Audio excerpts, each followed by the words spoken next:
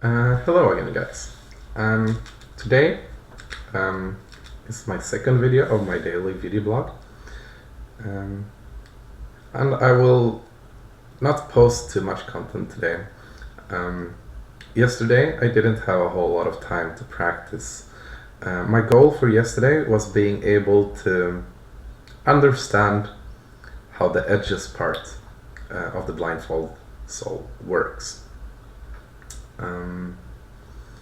And I got a little bit confused. Like I said, I didn't have too much time understanding it. For someone who's never watched a blindfold tutorial, in yesterday's video I went over how I perform the corners using the modified version of the wipe arm. Basically does this. It switches this corner with this corner, and also switches these two pieces that we don't really care about. Using this, you can using this piece as a buffer zone and this is the target zone, and then using setup moves, you can solve all of the corners. Basically, what I wanted to learn was the next part. Solving all of the edges. Solving all of the edges is pretty straightforward.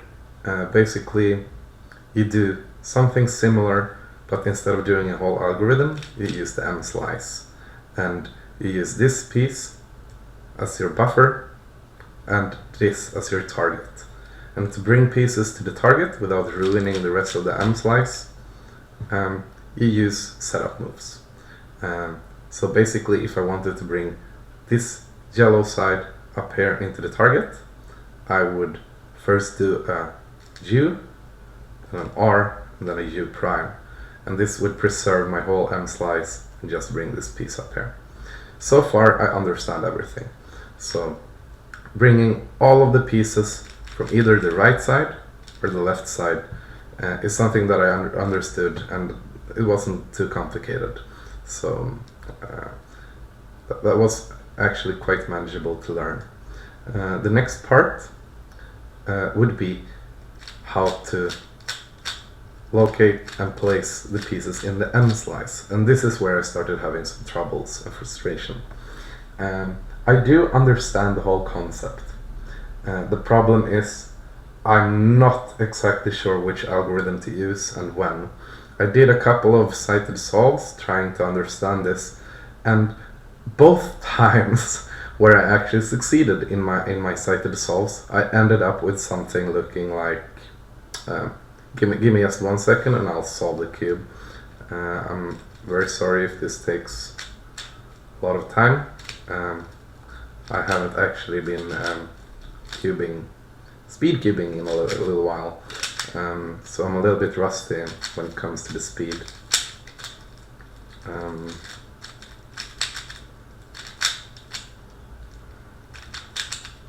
So yeah, basically what I did understand, I did understand the concept of it all, but in the end I ended up with something looking like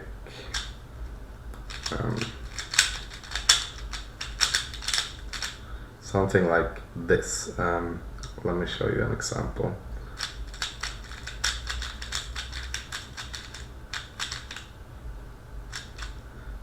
So basically my cube ended up looking like this after I was done with my edges solved, and I have no idea why it turned out like this. So basically what I did understand is that I'm doing something wrong. I will definitely have to practice some more. I guess if I was consistent doing this, I could just end with doing the algorithm that I just did, and I would be happy with my solve. But I think getting a better understanding of the cube is probably something that would be more optimal. So today's goal will be to understand when and where to use all of these algorithms that I need to use for my cited solve, and then actually do a couple of cited solves.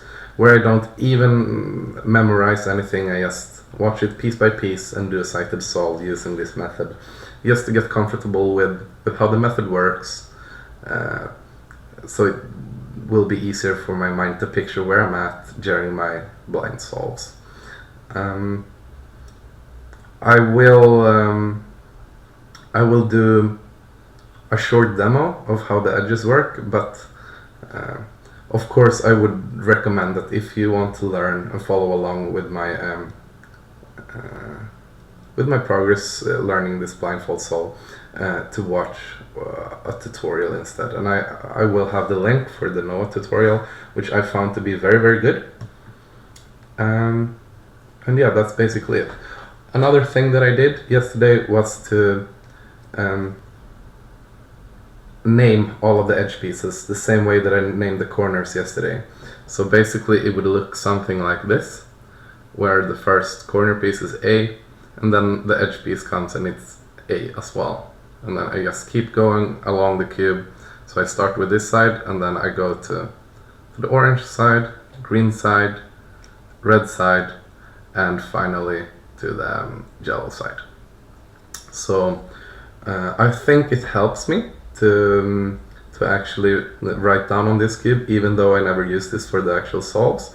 I think just writing down the letter on a piece will save it easier in my memory. And I think I actually have a quite good understanding of my lettering scheme, even though I've hardly done almost any practice or any solves.